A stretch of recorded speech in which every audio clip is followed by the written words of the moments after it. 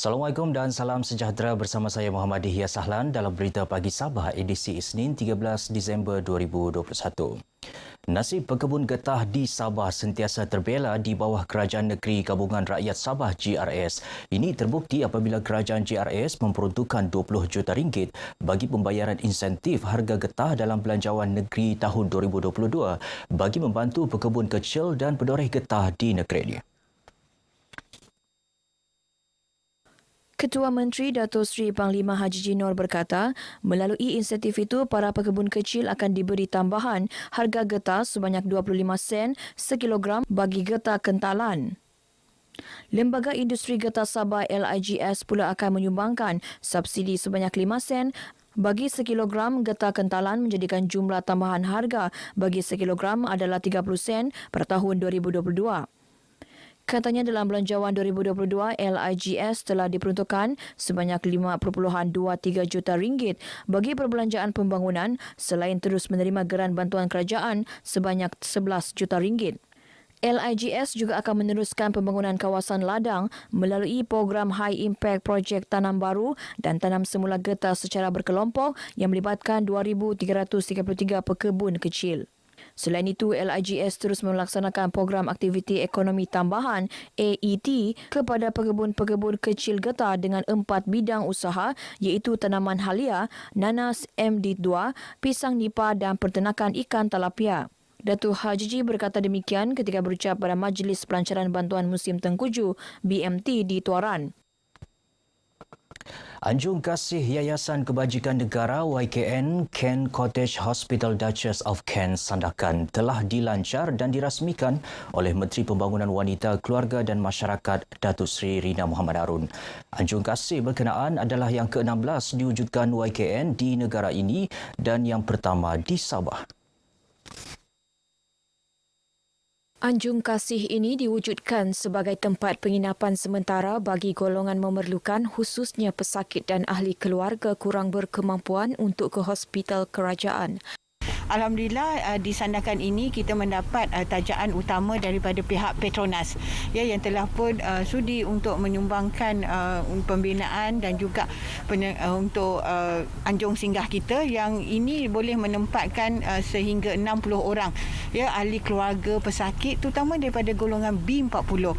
Datuk Rina turut memaklumkan perkhidmatan Pusat Sokongan Sosial setempat PSSS secara bergerak akan diperluaskan di Sabah dan akan memulakan operasi tahun depan. Anjung Kasih YKN Hospital Duchess of Kent Sandakan sebelum ini merupakan kuartus hospital yang dinaik taraf secara CSR melibatkan kos RM1,3,500. Penginapan percuma itu dilengkapi 60 katil, tandas, surau, bilik mandi, ruang makan, bilik mencuci, pantry dan ruang rehat. Seramai 20 peserta kursus penternakan ikan air tawar kaedah kolam kanvas menerima sijil tamat kursus dalam majlis penutupan kursus di Pusat Komuniti Kampung Kuala Monsok di Tambunan. Kursus anjuran Jawatan Kuasa Pembangunan dan Keselamatan Kampung JPKK Kuala Monsok, FGA Enterprise dan Jabatan Pembangunan Sumber Manusia JPSM itu telah dijalankan pada 6 hingga 10 Disember 2021. Saya percaya dengan pengetahuan yang mereka ada itu, kita boleh mencapaikan objektifnya iaitu untuk meningkatkan pendapatan para peserta di luar bandar dan juga hasil daripada usaha itu. Beliau berkata demikian di Tambunan. Kemungkinan kursus fasa kedua bagi kursus penternakan ikan kolam kaedah canvas ini akan dipohon semula, memandangkan permintaan yang amat ramai daripada penduduk sekitar kampung. Kalau diizinkan ada rezeki, kita akan buat meneruskan itu kolam canvas lah, kolam canvas. Sebab dalam kursus ini kita telah dibakalkan ala bantuan daripada JPSM. Kolam canvas tu kan dengan submersible pump dan benih ikan tilapia. Kesemua 20 peserta kursus tersebut menerima sijil tamat kursus selain bantuan berupa kanvas, baja ikan, pam air khas dan anak ikan. Satu jabatan kekal di Jalan Kilometer 14 berdekatan Kampung Liau Laut Apin-Apin Keningau Tambunan yang terputus pada awal bulan November lalu akan dibina dalam tempoh 3 bulan. Timbalan Menteri Kerja Raya Datuk Arthur Joseph Kurup berkata jambatan kekal itu mampu menampung seberat 60 tan dan akan siap dalam tempoh 18 bulan. Kita menjangkakan kerja untuk pembinaan jambatan yang baru boleh mula mungkin dalam masa 3 bulan.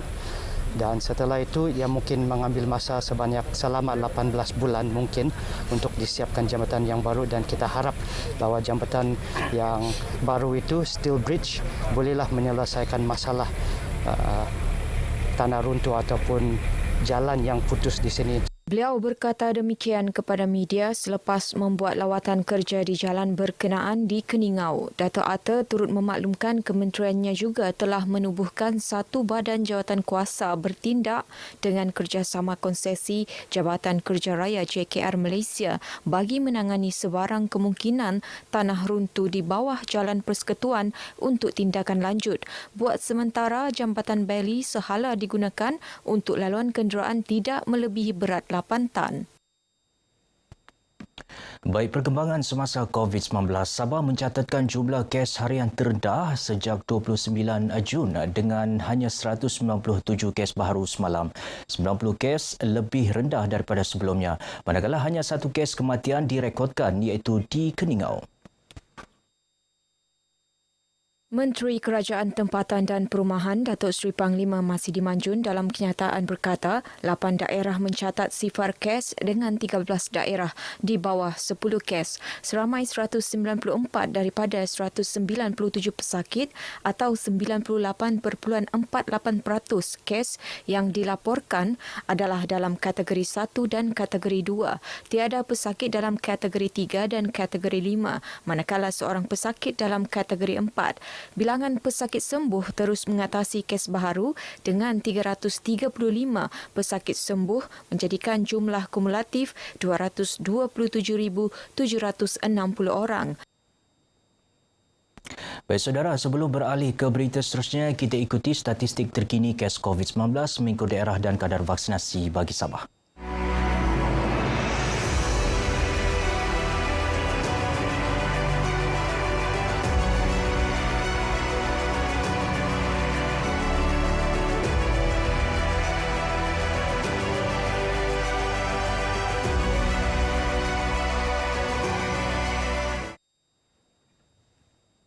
Institusi Politeknik dan Kolej Komuniti bertanggungjawab menyediakan graduan yang berupaya mendepani revolusi industri keempat dengan memasuki dunia tanpa sempadan.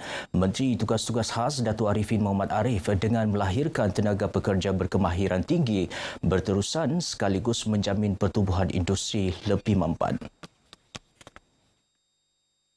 Politeknik Kota Kinabalu telah melahirkan seramai 25,807 graduan, termasuk 2,611 graduan yang diraihkan pada tahun ini. Saya yakin dan percaya graduan Politeknik Kota Kinabalu yang berada di dalam Dewan ini maupun di luar sana merupakan antara penyumbang utama kepada pertumbuhan dan penjanaan ekonomi negara kita. Beliau berkata demikian sempena Majlis Convocation Politeknik Kota Kinabalu ke-25 secara maya di Kota Kinabalu. Politeknik Kota Kinabalu telah banyak mengadakan kolaborasi pintar dengan pihak industri, institut pengajian tinggi awam dan swasta serta agensi luar sama ada dalam bidang pengajaran, penyelidikan, penyeliaan pelajar, pengurusan, majlis keilmuan dan sebagainya. Convocation ke-25 ini menyaksikan graduan daripada bidang kejuruteraan awam, mekanikal, elektrik, perdagangan serta pelancongan dan hospitality. Lebih 30 jenis barangan keperluan harian ditawarkan pada harga 30% lebih rendah daripada harga pasaran sempena program jualan keluarga Malaysia PJKM di Kota Marudu. Pengajuran kendalian Pejabat Kementerian Perdagangan Dalam Negeri dan Hal Ehwal Pengguna KPDN HEP dan Pejabat Daerah Kota Marudu ini merupakan pengajuran kali kedua di Sabah selepas Parlimen Putatan pada 4 Disember lalu. Tujuan program ini dijalankan adalah memberi peluang kepada orang ramai, khasnya penduduk di Kota Marudu, untuk membeli barangan dengan harga yang lebih rendah daripada harga biasa. Antara barangan keperluan yang ditawarkan dalam program ini adalah daging ayam, telur, sayur-sayuran, minyak masak, gula, beras, tepung dan barangan yang telah diproses. Dia amat memuaskan lah. Habis kalau banyakkan semua yang betul-betul keperluan harian, sangat-sangat membantu bagi kami yang golongan yang berpendapatan rendah lah. Saya rasa program ini baiklah untuk semua rakyat lah. Jualannya ada banyak yang diskaun. Susah mau dapat minyak yang yang dalam pek-pek nih. Macam saya ini kan berjual kuih. Kalau guna yang dalam botol mahal sangat. Jadi kalau yang dalam plastik ni ada murah sikit lah. Program Jualan Keluarga Malaysia PJKM telah dilancarkan secara rasmi oleh Perdana Menteri Datuk Seri Ismail Sabri Yaakob pada 2 Disember lepas di Ibu Negara. Pergerakan Pemuda UMNO bahagian Kinabatangan akan memperkenalkan program Jana Pemuda bagi memperkasa dan membantu meningkatkan ekonomi belia serta Ketua Isi Rumah Miskin Tegara di kawasan itu. Langkah tersebut juga mahu golongan berkenaan dapat keluar daripada belenggu kemiskinan selain mendepani cabaran ekonomi masa kini. Ketuanya Muhammad Kurniawan Naim Mokhtar berkata menerusi program ini, golongan tersebut akan didedahkan dengan pelbagai kursus berkaitan bidang kemahiran antaranya elektronik, digital dan ekonomi kreatif bagi membantu mereka menjana pendapatan kelak. Mencari dana bagi menjalankan program-program ini secara percuma ataupun ditanggung sebahagiannya oleh Parti UMNO itu sendiri. Dan kita juga akan bekerjasama dengan mana-mana agensi kerajaan. Beliau ditemui dalam persidangan Pemuda UMNO bahagian Kinabatangan 2021 di Sandakan. Katanya UMNO Sabah komited mengekalkan dan mengukuhkan Gabungan Rakyat Sabah GRS sebagai menghargai mandat rakyat pada pilihan raya negeri ke-16 lalu. Baik saudara, perkembangan dari Sabah berakhir di sini. Teruskan bersama berita RTM. Saya Muhammad Dihya Sahlan. Assalamualaikum dan salam hormat.